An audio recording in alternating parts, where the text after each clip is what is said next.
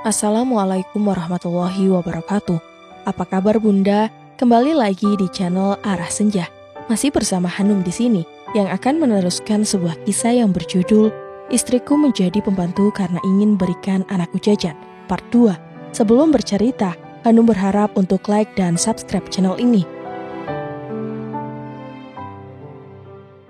Pov, ibunya Farhan. Halo Sisil. Iya Bu. Akhirnya Elena keluar juga dari rumah ini. Ibu pastikan ia akan gugat cerai Farhan. Rencana kita berhasil Bu. Tapi alasan ibu itu nanti membuat Mas Farhan marah padaku, sahut Sisil. Iya, tadi ternyata Elena pergi. Ini Farhan sedang menyusulnya. Semoga tidak ada rujuk-rujuk segala. Ibu khawatir Farhan nanti akan menelantarkan ibu, ucapku melalui sambungan telepon. Ah ibu, kenapa nggak jujur aja sih sama Mas Farhan? Kalau ibu jujur nanti Farhan akan marah pada ibu telah merahasiakan kepergian bapakmu. Iya Bu, tapi siapa tahu kan alasan ibu tidak menyukai Elena bisa diterima oleh Mas Farhan, sahut Sisil menasehati. Kamu ingat kan, Sil, kejadian dulu saat ibu ditinggalkan, hanya kamu teman cerita ibu Sil, ujarku kini menangis. Ibu khawatir ya, Elena sama seperti istrinya bapak. Tapi wanita kan tidak selalu sama Bu. Mereka satu suku, pasti sama-sama matrenya. Tidak lama kemudian Farhan pulang, terdengar suara mobilnya. Aku harap ia pulang tak bersama Elena. Belum sempat aku matikan teleponnya, ternyata Farhan sudah muncul dan Sisil sedang bicara di telepon. Bu, tidak semua satu suku sama isi kepalanya, ucap Sisil membuatku menghela napas. Astaga, Sisil, Farhan pasti dengar itu, karena aku speaker teleponnya. Kenapa Sisil masih bicara saja? Farhan juga kenapa tiba-tiba muncul? Mesin mobil belum ia matikan, tapi sudah muncul. Sisil bicara apa Bu? Tanya Farhan dengan mengernyitkan dahinya. Flashback, namaku Marni. Aku mempunyai 2 orang anak. Suamiku Tirta, ia merantau di kota Jabodetabek. Ya, belakangan setelah Farhan beranjak dewasa, usianya sekitar 16 tahun, dan Sisil 13 tahun. Saat itulah rumah tanggaku dilanda masalah. Pak, tumben gak lebaran pulang kampung? Aku bertanya pada suamiku saat ia sudah istirahat dan makan bersama. Ada yang bapak mau bicarakan, nanti nunggu anak-anak tidur. Firasatku sudah mulai tidak enak. Ngapain ia sampai rela pulang kampung tidak membawa uang pula? Iya, ibu tunggu ya Pak. Ibu jadi deg-degan, ujarku sembari memegang dada. Bapak mematung. Tak ada senyum sedikit pun saat itu. Tepat pukul 10 malam, aku bersiap untuk melakukan kewajiban suami istri. Karena biasanya tiap bapak pulang kampung, pasti tujuan utamanya hanya itu. Tidak untuk kali ini, ia begitu dingin. Aku sudah mencoba tanya dan menawarkan, tapi ia malah menolak. Dan sedari tadi ingin bicara sesuatu hal pun belum ia katakan. Pak, kenapa sih? Gelisah dari tadi, ditawarin nyampur juga nggak mau. Tapi wajahmu dari tadi gelisah, ada apa? Tanyaku penasaran, karena tidak biasanya ia gelisah seperti orang ketakutan. Bu, Bapak apa? Tanyaku tambah penasaran. Maaf ya Bu, gak bawa duit. Udah, itu aja. Emang duitnya dikemanakan? Sudah 6 bulan ibu nunggu kiriman uang. Bapak tak pernah kirim. Ibu sampai kerja garap sawah orang. Ucapku kesal, merantau tak pernah seperti ini. Biasanya tiap bulan kirim uang, tidak untuk 6 bulan terakhir ini. Aku pikir, sepulangnya saat ini akan membawa uang segepok. Tapi ternyata dugaanku salah. Maaf Bu, Bapak sudah punya istri lagi. Aku pejamkan mata ini, menahan perih saat mendengar ucapan yang selama ini aku jauhkan dari pikiran. Tapi kenyataannya berkata lain. Benar kata orang di kampung ini, jangan biarkan suami merantau sendiri. Pasti tergoda perempuan. Bibir ini tiba-tiba beku, tak kuat mengeluarkan satu kata pun. Pak, Bapak tega, sahutku singkat. Tangisku pecah saat mendengarkan kata-kata itu. Astaga, tak sanggup rasanya mendengar ini semua. Selama 6 bulan tak pernah menafkahi anak istri, tiba-tiba datang tak bawa uang sepeser pun, dan hanya membawa kabar pahit untukku. Bu, maaf, Bapak tidak tahan godaan di perantauan. Maafkan Bapak siap menanggung resikonya, ujar suamiku yang tak tahu diri itu. Pak, sekarang juga kamu pergi dari sini. Jangan muncul di permukaan bumi lagi. Aku tidak sudi melihatmu.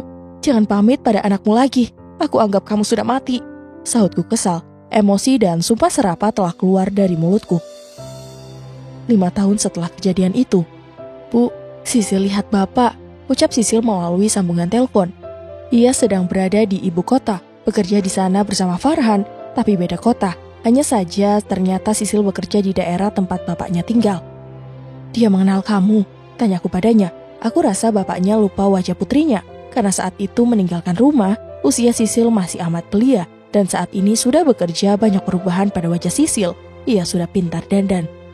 Sepertinya enggak, Bu. Bu, istrinya bukan orang sini asli, orang perantauan juga. Cantik, Bu, emasnya gede-gede. Kamu jambret aja, Sil. Kesel ibu dengarnya. Sautku teringat masa lalu. Bu, Sisil minggu depan juga dipindahkan kerjanya. Gak di sini lagi, jadi gak bisa cari tahu tentang bapak lagi, ungkap Sisil. Sil, ibu juga gak mau dengar kabar bapakmu lagi. Ibu anggap dia sudah mati, sautku kesal. Bu, tapi Mas Farhan juga punya pacar satu suku dengan wanita yang sekarang jadi istri bapak. Ucap Sisil membuatku marah.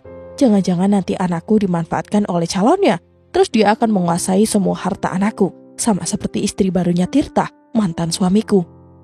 Kamu tahu dari mana? Mereka satu suku. Mas Farhan yang bilang, jawab Sisil. Ya sudah, ibu gak akan merestui hubungan mereka, sautku. Kalau suamiku saja yang sudah punya istri bisa dikuasai uangnya oleh wanita itu, apalagi Farhan, bisa-bisa anakku berada di ketiak istrinya. Dan aku akan ditelantarkan oleh Farhan. Ya Tuhan, aku tidak mau itu terjadi di saat aku tua nanti. Aku ingin menjalani hari tua yang bahagia bersama kedua anakku juga pasangan mereka. Tapi yang tidak satu suku dengan wanita perebut suamiku. Pak Farhan. Mas tunggu. Dan ternyata Elena memanggilku. Aku pikir ia tidak sedang berada di sini. Ternyata ia sedari tadi ada di rumah ini. Elena, kamu benar di sini, ucapku setelah menoleh. Dan ia menyergapku segera. Kurasakan dekapannya penuh cinta. Maafkan aku, Elena. Kamu sudah terluka akibat menikah denganku. Kita pulang ya, ujarku padanya. Elena terdiam, memikirkan sesuatu. Tidak sekarang, Elena, ucap Ibu Laksmi menyusul. Ia melarang Elena untuk ikut bersamaku lagi. Apakah ibu mertuaku sudah kesal terhadap perlakuan ibuku? Bu, aku... Ibu mengerti. Hanya saja ibu tak ingin kamu jadi pelampiasan mertua kamu terus-menerus. Saut Ibu Laksmi membuatku malu. Aku harus bagaimana? Tanya Elena. Biarkan Farhan yang pergi dan ikut kamu kemanapun kamu pergi. Ujar Ibu Laksmi membuatku berpikir, memang harusnya itu yang aku lakukan. Aku yang telah merebut hati Elena dari orang tuanya. Harusnya aku pula yang melindunginya dari siapapun yang menyakiti. Jadi Farhan yang harus pergi dari rumah juga? Tanyaku pada ibu mertuaku. Itu kalau kamu mau, sampai ibumu bisa menerima Elena dengan syarat. Sahut Bu Laksmi. Syarat? Aku harus berikan ibu syarat untuk menghormati Elena, tanyaku lagi. Meskipun ibu tidak tahu duduk permasalahannya, namun ibu tahu dan mengerti bahwa selama ini jiwa dan raga Elena tertekan. Sahut mertuaku membuatku malu. Jiwa dan raga Elena tertekan, tapi aku tidak pernah tahu akan hal itu. Suami macam apa ini? Ibunya yang belum tahu duduk permasalahannya saja sudah dapat mengerti bahwa jiwa dan raga Elena telah hancur. Mungkin sikap ibuku yang terlalu manis pada Elena. Sikapnya itu yang membuat mertuaku tahu bagaimana ibuku memperlakukan Elena di rumah. Aku segera pulang, mengambil beberapa pakaian. Terima kasih banyak, Bu, sudah memberikan aku kesempatan, sautku. Elena, aku akan ikut kemana saja kamu pergi, ujarku padanya. Dan aku pamit untuk mengambil beberapa pakaian, agar ibu lebih bisa menghargai Elena sebagai menantunya. Hanya karena hutangnya, ibu rela mengorbankan perasaan Elena. Itu yang aku tahu, alasan ibu memakai semua uang yang aku berikan. Aku bergegas, menginjak gas dan kopling dengan kecepatan tinggi, agar cepat kumpul bersama anak dan istri. Tapi terdengar ibu dan Sisil sedang bercengkrama melalui sambungan telepon. Ibu jika menghubungi Sisil, memang selalu dengan speaker, karena kadang disambil menggiling pakaian di mesin cuci. Sisil bicara apa, Bu? Tanyaku dengan mengernyitkan dahi, karena aku dengar sedikit yang Sisil katakan. Jadi penasaran aku dibuatnya. Lalu aku ambil ponselnya dan bicara pada Sisil. Sil, Mas mau bicara soal tanah itu. Telepon tiba-tiba terputus. Kamu pulang, Farhan. Anak dan istrimu tidak ketemu. Tanya ibu mengalihkan pembicaraan. Aku mau ambil pakaian. Aku akan ikut mereka kemanapun mereka pergi. Sahutku dengan lantang. Ini yang ibu kesal pada Elena, selalu mengompori kamu, dan kamu juga selalu menuruti apa kata Elena. Kamu disetir olehnya, paham gak sih? Tanya ibu sambil marah-marah. Ia tampak kesal sekali saat aku hendak mengambil pakaian. Bu, jiwa Elena sedang terluka. Wajar ia seperti itu, dan sebagai suami yang baik aku harus mendampinginya. Sahutku dengan nada pelan. Kamu tidak mendampingi ibu. Jiwa ibu juga sakit saat tahu anaknya sudah tidak sayang lagi pada ibu. Ucap ibu tambah ngawur. Bu, kenapa bicaranya ngawur? Bukankah kita sedang mempermasalahkan uang Elena yang sudah dipakai untuk masak?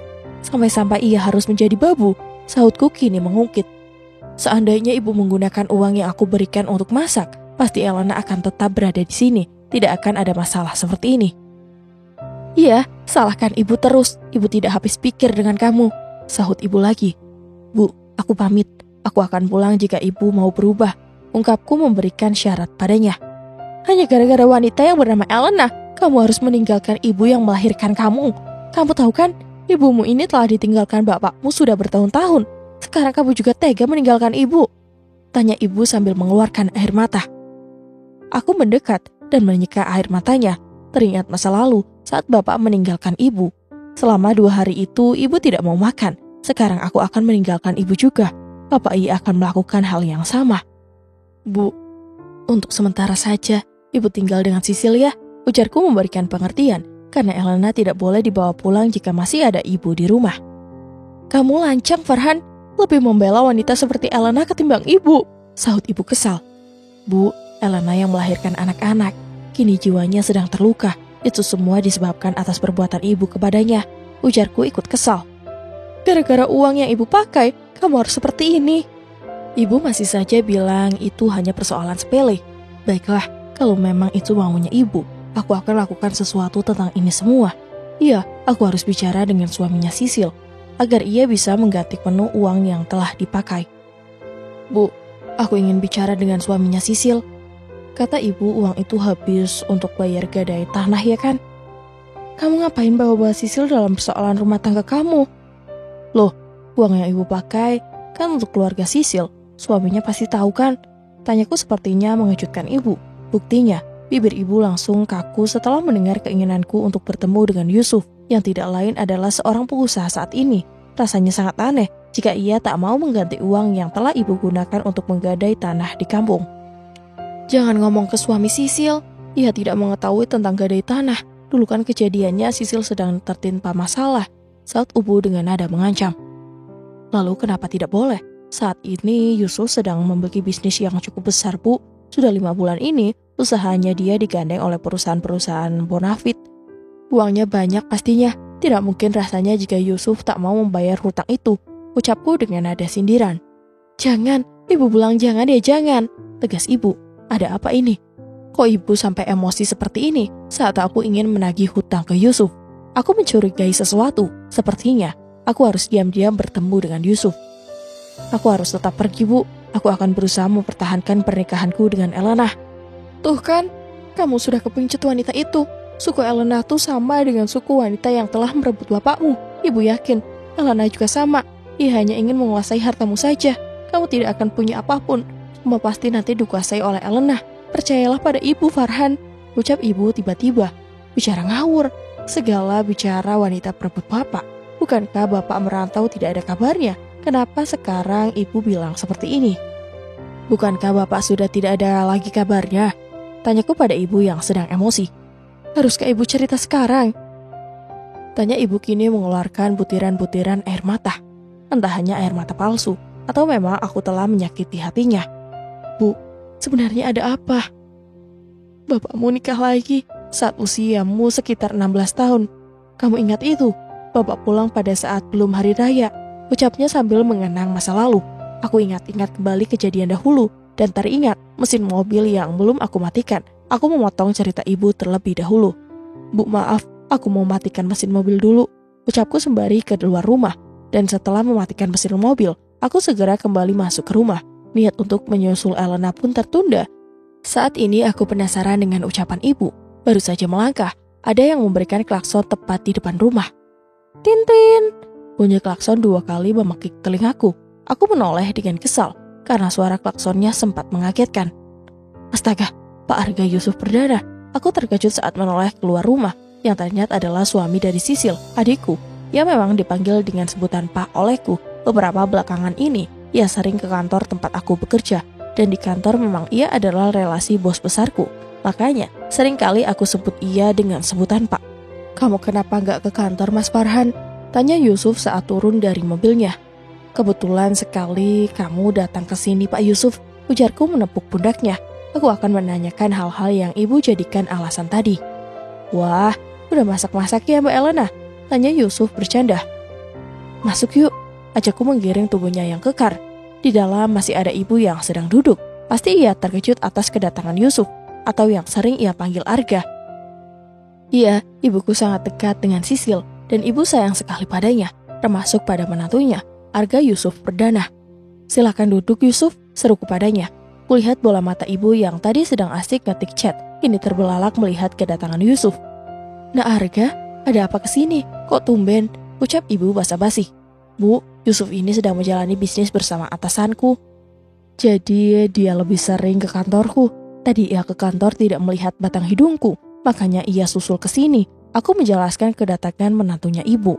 Oh jadi begitu, Sisil tidak pernah cerita tentang ini pada ibu. Untuk apa bu? Kan wanita mah tugasnya di rumah masak, nyuci, ngurusin rumah. Tak perlu tahulah tentang bisnis. Ya kan Mas Farhan? Ujar Yusuf membuat ibu dan istrinya terperangah. Aku yakin ada yang ibu sembunyikan. Yusuf atau Arga? Ah, kenapa panggilan ini jadi beda-beda sih? Aku lebih suka panggil kamu dengan Yusuf ketimbang Arga. Sebut perdana sekalian juga tak apalah mas, asal masih namaku yang disebut. Candanya, ibu ambil minum dulu ya. Lalu ibu pergi ke dapur untuk mengambilkan menantunya minum. Yusuf, aku mau tanya, apa sebelum kamu menikah ada masalah keuangan? Tanyaku agak sedikit sungkan. Keuangan? Sebelum menikah? Ya pasti ada, tapi tidak membuat rugi perusahaan sih. Makanya kini perusahaanku makin sukses. Itu sih menurutku karena sudah menikah. Jadi rezeki ngalir terus, ucap Yusuf malah meningkatkan usahanya. Bukan itu maksudku, aku mau tanya. Tapi sebelumnya maaf, itu perusahaan kamu berdiri sejak kapan? Apa sebelum kamu menikah, kamu kerja dengan orang dulu, setelah itu baru mendirikan usaha? Tanyaku semakin mendetail. Kerja sama orang, bukan orang lain. Usaha ini turun-temurun dari keluarga. Baru sih aku ngurus ini langsung. Dulu memang omku yang urus, sahut Yusuf. Berarti kamu tidak pernah terlibat penggelapan uang? Tanyaku mengejutkan Yusuf, sampai ia tersedak mendengar ucapanku. Apa? Penggelapan? Dapat gosip dari mana? Tanya Yusuf padaku. Sepertinya aku tidak usah memperkeruh masalah ini. Kalau Yusuf tahu tentang ini, pasti ia marah sekali pada ibu dan Sisil. Aku tidak mau rumah tangga mereka hancur. Oh, berarti aku salah dengar. Ucapku tersenyum tipis. Lalu tidak lama kemudian Yusuf mendapatkan telepon dari Sisil. Sepertinya ibu sudah menghubungi Sisil.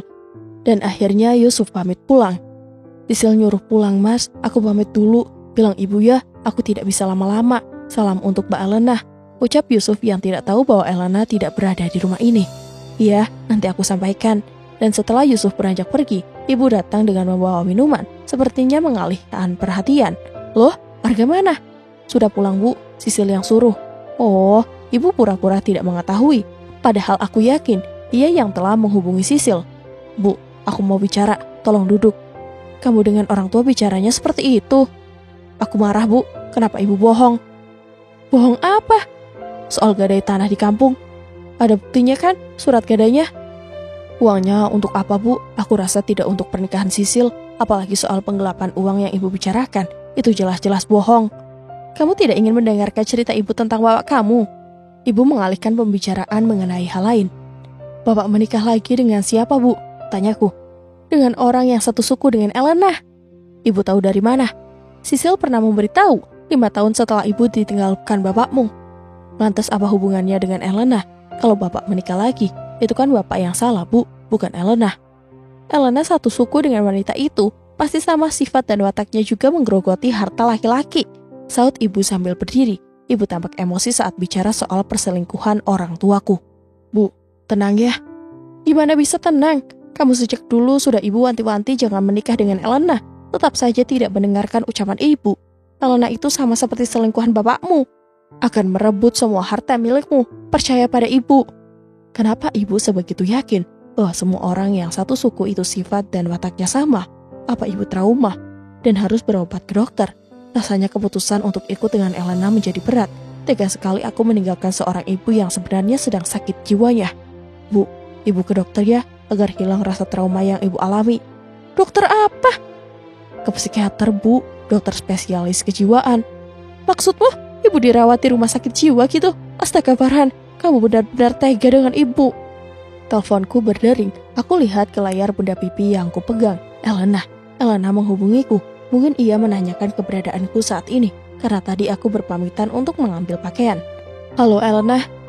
Mas, kamu di mana? Aku melihat wajah ibu di hadapanku persis. Keinginan untuk keluar dari rumah dan ikut dengan Elena tiba-tiba berubah jadi iba terhadap orang yang pernah merawat dan membesarkanku. Aku masih di rumah Elena, jawabku. Kamu tidak jadi kesini Mas, tanya Elena pelan. Keraguan muncul. Elena, kalau kamu tahu cerita ibuku, pasti akan mengerti. Sepertinya aku harus cerita ini pada Elena. Iya, nanti aku akan ke sana, sautku sembari menutup teleponnya. Kamu mau kemana? Tetap pilih Elena ketimbang ibu, tanya ibu dengan nada tinggi. Aku menatapnya. Apakah ibu benar-benar trauma mendalam, hingga jiwanya sakit dan selalu khawatir jika ada wanita yang satu suku dengan istri baru bapakku? Bu, aku tidak bisa memilih kalian. Aku ingin keduanya akur, itu saja Bu. Gak bisa, kamu harus pilih. Bagaimana aku bisa memilih? Kalau keduanya adalah orang yang paling aku sayangi, tak ingin rasanya menyakiti keduanya. Mereka sama-sama sedang terguncang hatinya. Jadi, aku harus bantu mereka untuk menata hati mereka kembali. Terutama ibu, sepertinya ia memang sangat trauma atas perlakuan bapak terhadapnya. Lalu bagaimana dengan surat perjanjian gadai itu? Bukankah itu surat gadai asli? Kalau aku tanyakan pada ibu, pasti ia akan berbohong lagi. Tidak mungkin ia berkata jujur padaku. Jalan satu-satunya adalah tanya Sisil atau tanya saudara yang berada di kampung. Jadi aku benar harus memilih ibu, tanyaku meyakinkan ibu. Iya, kalau gitu aku pilih Elena dan kedua anakku. Ungkapku membuat ibu kesal. Kamu anak durhaka.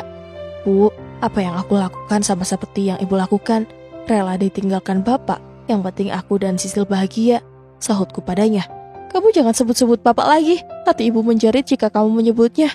Bu, di sana ada anak-anakku, mereka butuh kasih sayang dari papanya. Ibu juga membantumu Farhan.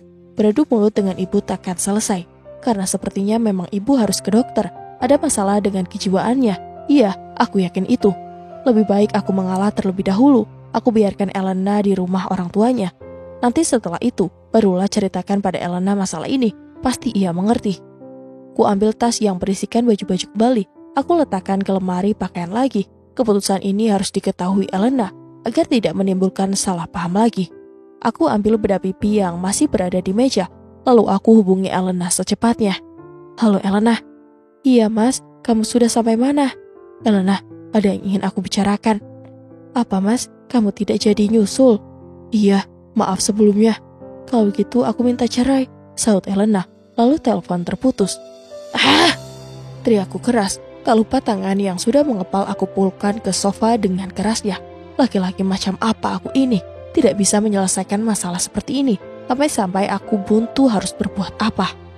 Ibu yang mendengarkan teriakanku segera menghampiri. Ia terus-menerus menyalahkan Elena. Ada apa sih Farhan? Pasti karena Elena. Wanita itu selalu bikin kamu melukai diri sendiri. Tidak bisakah ia mendinginkan hati suaminya? Bu bicara panjang sekali, sampai aku terdiam melihatnya. Ku tatap matanya. Kurang perhatiankah ibuku ini sampai jadi seperti ini? Bu, ikut Farhan sekarang. Aku menyeret tubuh ibu yang berusia 43 tahun. Ia tak berkata apapun, melihatku menarik pergelangan tangannya. Setelah berada di dalam mobil, ia hanya bingung dengan perlakuanku terhadapnya. Tidak menyesali apa yang telah ia bicarakan tadi. Aku tahu, ini pasti ada gangguan psikis padanya. Tidak mungkin ibuku seperti ini hanya karena tidak menyukai Elena. Ibu mau dibawa kemana Farhan? Aku tidak menjawabnya. Lebih baik diam tak meladeni ibu. Segera aku ijak gas untuk bertemu dokter di salah satu rumah sakit rujukan temanku. Ada informasi dari temanku bahwa di dekat sini ada psikiater yang sudah terkenal. Farhan, kamu tuh bisu ya? Selalu saja kalau marah jadi seperti ini. Bu, Farhan tidak marah. Sekarang ibu minum dulu ya. Ini minumnya, sautku sambil megang setir dan tangan kiriku memberikan air. Ibu tidak haus. Akhirnya aku letakkan kembali minumannya. Semoga setelah konsultasi ke dokter, aku bisa lebih mengontrol ibu. Elena, setelah bawa ibu ke dokter, aku akan ke rumah orang tuamu. untuk menjelaskan apa yang tengah terjadi pada ibuku. Nanti setelah berada di rumah sakit, aku coba hubungi Elena dan keluarganya. Farhan, kok kita ke rumah sakit? Siapa yang sakit? Tanya ibu, karena sudah sampai rumah sakit. Jadi ibu menanyakan maksud kedatangan ke sini.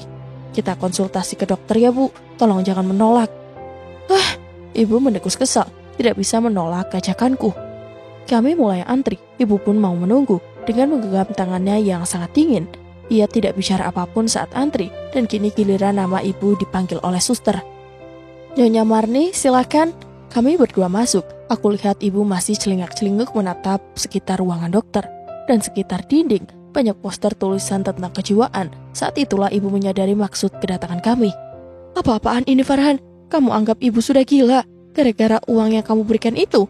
Ini benar-benar Elena telah banyak berpengaruh pada kamu. Ucap ibu kesal di hadapan dokter. Silakan duduk Bu Marni, kita ngobrol dulu yuk. Seorang wanita berseragam putih dengan santunnya merayu ibu. Dokter, saya ini masih waras, bukan orang gila. Iya, saya tahu itu. Makanya saya suruh ibu untuk duduk. Karena saya lihat ibu lelah. Pasti mau duduk kan? Tenang bu, saya hanya ingin ngobrol dengan ibu. Ucap dokter dengan santunnya merayu. Ibu pun termakan rayuan dokter. Ada apa saya dibawa ke sini? Tanya ibu. Bu, apa yang ibu rasakan saat ini? Kesal dengan saya? Atau dengan anak ibu yang berada di samping? Iya, kesal dengan Farhan. Dia selalu saja membela istrinya Elena.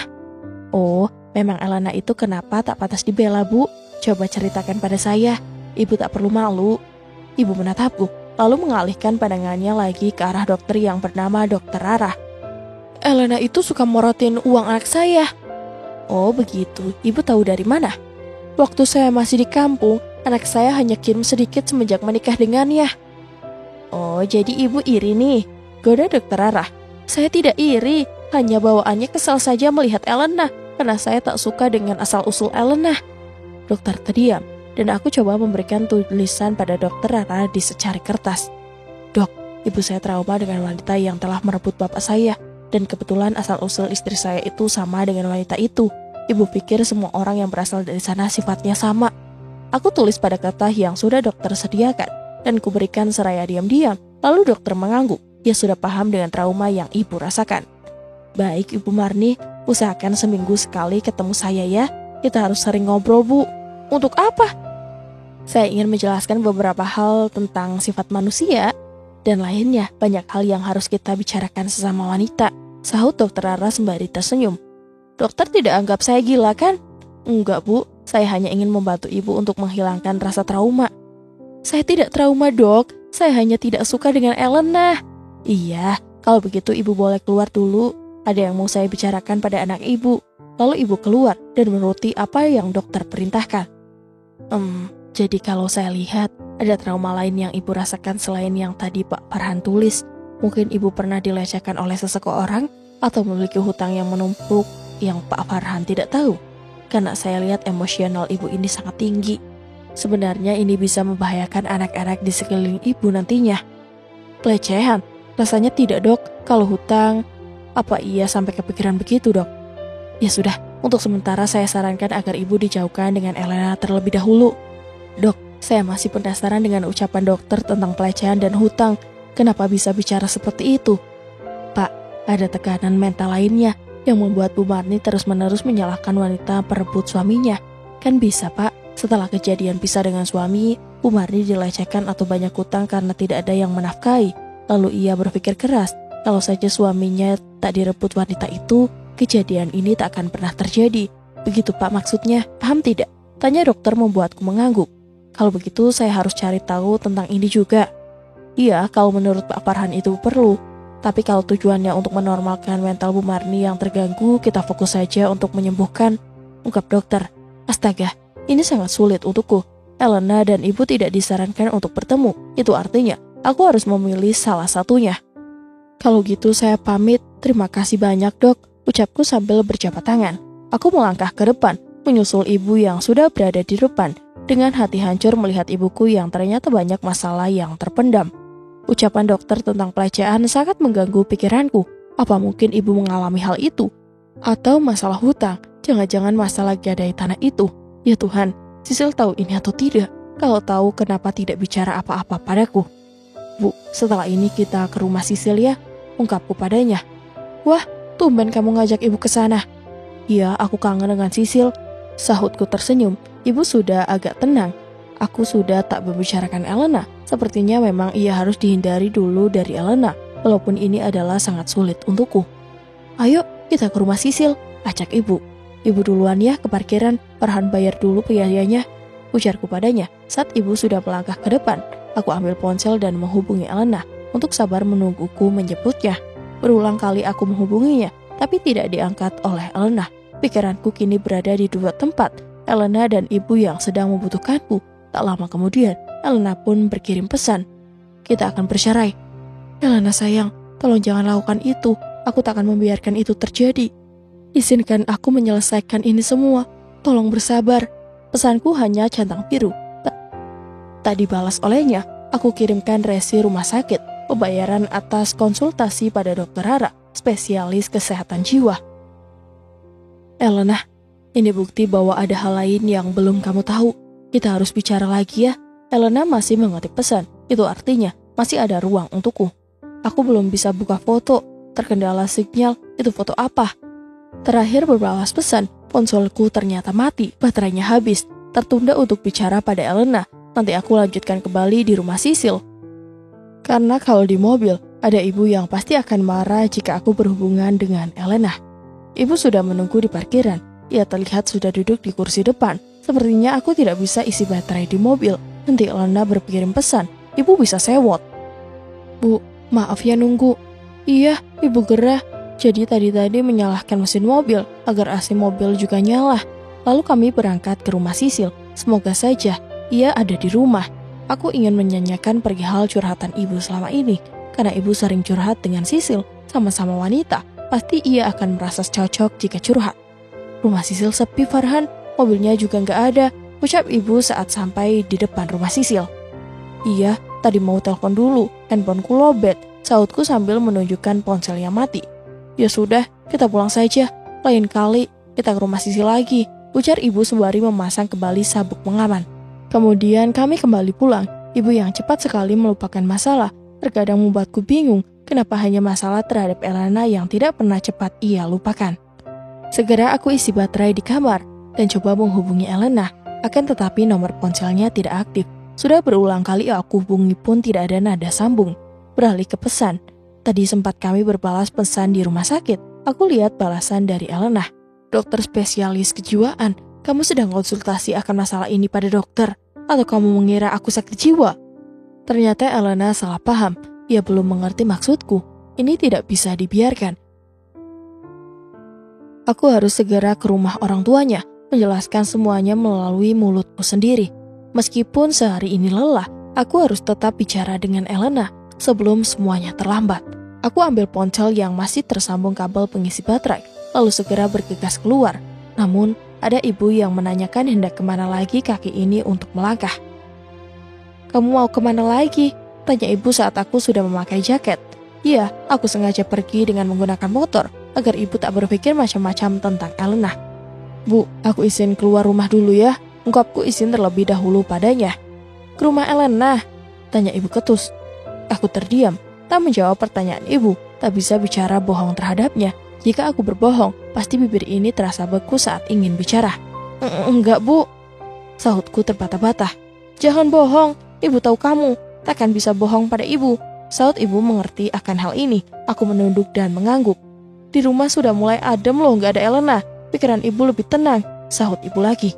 Bu, Elena itu ibu dari Rasya dan Vida, anakku bu, cucu ibu. Ujarku padanya berusaha membuat ibu ingat bahwa ia memiliki cucu. Bawa anak-anak kamu saja, Elena tidak perlu. Astaga, dada ini sesak rasanya. Ibu yang kena gangguan jiwa, keluargaku yang berantakan. Aku harus berbuat apa? Keluargaku bisa benar-benar hancur kalau begini. Kalau gitu aku coba jemput Rasya dan Vida ya. Sambil mengeluarkan senyuman, kini aku coba tidak menyebut nama Elena di hadapan ibu. Apa aku harus berpura-pura membenci Elena di hadapannya? Bawa Rasya dan Vida kesini ya, ibu kangen. Ucap ibu kini menyodorkan tangannya. Aku bersalaman dengan ibu dan bergegas pergi. Assalamualaikum bu, ucapku sambil bergegas pergi. Dan ibu pun menjawab salamku dari kejauhan. Akhirnya aku bisa keluar rumah tanpa harus berbohong. Semoga Elena masih membuka ruang untukku. Dengan tergesa-gesa, aku menyalakan mesin motor yang sudah 2 hari tak aku panaskan. Motor ini adalah motor kesayangan Elena. Ia gunakan motor untuk keluar saat aku tidak ada. Ia sangat mandiri, kemanapun tanpa mengandalkan aku pulang kerja. Memang Elena wanita hampir sempurna menurutku. Tidak ada yang bisa mengalahkan Elena di hatiku, kecuali ibu. Maafkan aku Elena, aku tak ingin memilih. Dan seandainya aku harus pilih saat tahu posisi ibu sebenarnya, pasti aku pilih kamu dan anak-anak. Tapi kenyataannya saat ini adalah ibu dalam posisi gangguan jiwa. Aku tidak mungkin meninggalkan ia sendiri memikul jiwanya yang sakit. Kamu harus tahu ini semua, Elena. Tunggu aku ya sayang, gumamku dalam hati sambil mengendarai motor. Hampir menggunakan kecepatan sangat tinggi. Akhirnya aku sampai rumah mertuaku dengan selamat. Melepaskan helm dan jaket yang aku pakai. Baru saja melangkah, sudah ada tetangga yang menghampiriku. Maaf mas, keluarga Elena barusan pergi naik mobil. Bagai petir di siang bolong, aku mengerutkan dahi. Astaga, pertanda apa ini? Apa rumah tanggaku akan hancur? Ibu tahu nggak mereka kemana? Tanyaku menyelidik. Enggak mas, tapi tadi saudaranya juga ikut. Mungkin piknik kali mas. Saut ibu-ibu setengah baya dengan menggunakan gamis hijau kembang-kembang. Terima kasih banyak ya bu informasinya. Ucapku sambil mengenakan helm dan jaket kembali. Kedatanganku sia-sia. Elena tidak bisa dihubungi. Apa aku hubungi Bu Laksmi? Sebelum beranjak dari rumah mertua, aku hubungi Bu Laksmi dan ternyata sama saja seperti Elena. Nomornya sulit dihubungi.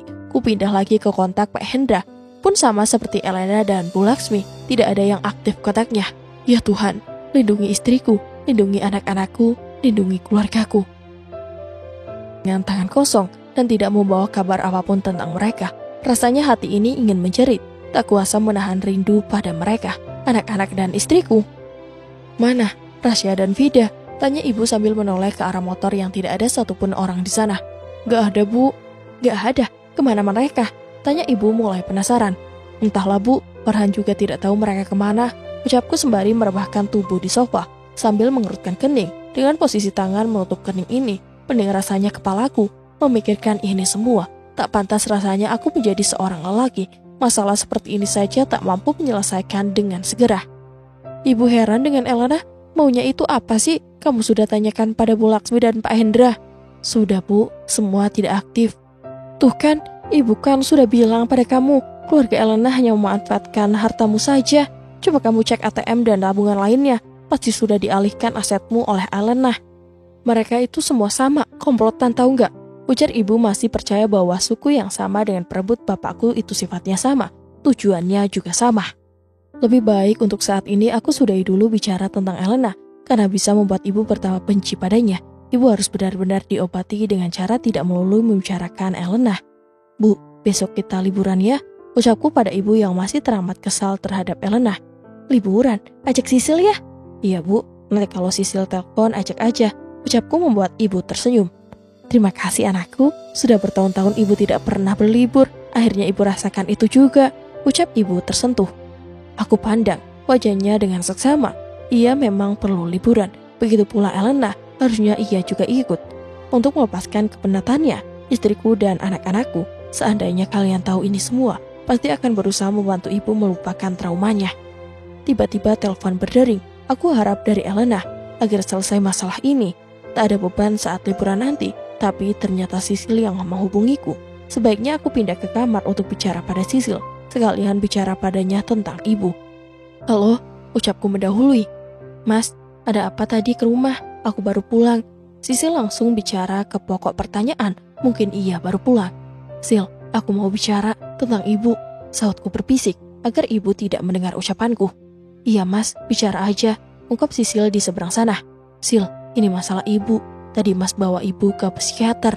Apa mas? Kok bisa? Kan ibu gak gila. Sil, psikiater itu bukan hanya mengatasi orang gila. Orang yang memiliki gangguan jiwa lainnya juga bisa ke sana. Lantas, ibu gangguan jiwa?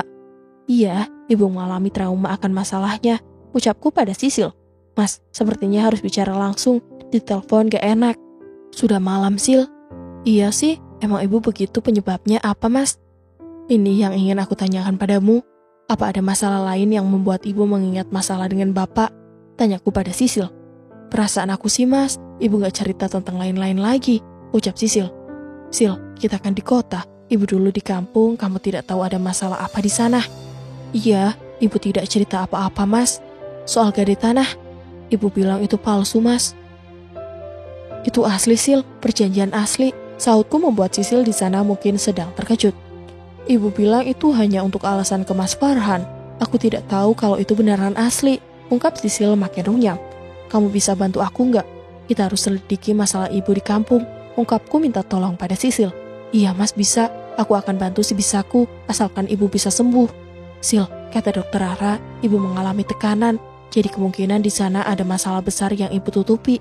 Lalu bisa kan pulang kampung bersama Arga Yusuf untuk cari tahu tentang ibu di sana, karena ini mengarahkan ke psikis ibu dan imbasnya istriku Elena. Memangnya kata dokter, tekanan apa yang membuat ibu seperti itu? Bisa jadi karena pelecehan atau malah hutang.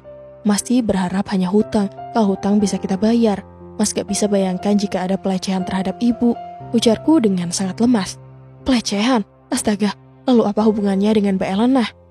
Elena jadi lampiasan ibu, karena satu suku jadi ibu berpikir, seandainya tidak ada yang merebut bapak darinya, pasti tidak akan terjadi seperti ini. Jelasku pada Sisil. Kamu tidak tahu, Sil, anak-anak dan istriku kini telah pergi meninggalkan aku. Sampai saat ini pun aku tak tahu mereka dibawa kemana oleh orang tuanya. Apa aku harus cerita juga pada Sisil adikku? Untuk saat ini, aku pendam sendiri saja. Biarkan Sisil aku beritahu tentang keadaan psikis ibu saja. Ya Tuhan, jangan sampai itu terjadi pada ibuku. Aku tidak terima, Mas. Kalau sampai ada yang melecehkan ibu, kita harus usut sampai tuntas, ujar Sisil kesal. Saat masih bicara dengan Sisil di kamar, tiba-tiba ibu datang tanpa mengetuk pintu. Ada apa, Farhan? Kamu sebut pelecehan. Siapa yang dilecehkan? Tanya ibu sembari menyelangkan kedua tangannya di dada. Aku tutup telepon dari Sisil, lalu segera aku cari alasan untuk menutupi ini semua. Terlihat sekali wajah ibu yang sangat kesal saat mendengar kata-kata pelecehan. Benarkah dugaan dokter tentang pelecehan yang terjadi pada ibuku? Kalau sampai itu terjadi, aku dan Sisil akan mengusut ini sampai tuntas. Karena sudah banyak yang jadi korban atas trauma yang ibu derita. Contohnya anak-anak dan istriku yang tak tahu saat ini ada di mana. Dan sampai di sini dulu, terima kasih yang sudah mendengarkan cerita ini. Semoga ada hal kecil yang bisa kalian ambil. Dan jangan lupa untuk kembali lagi di part berikutnya, karena setiap cerita pasti punya makna tersendiri. Mohon maaf apabila Hanum ada kesalahan dalam penyampaian cerita. Akhir kata, wassalamualaikum warahmatullahi wabarakatuh.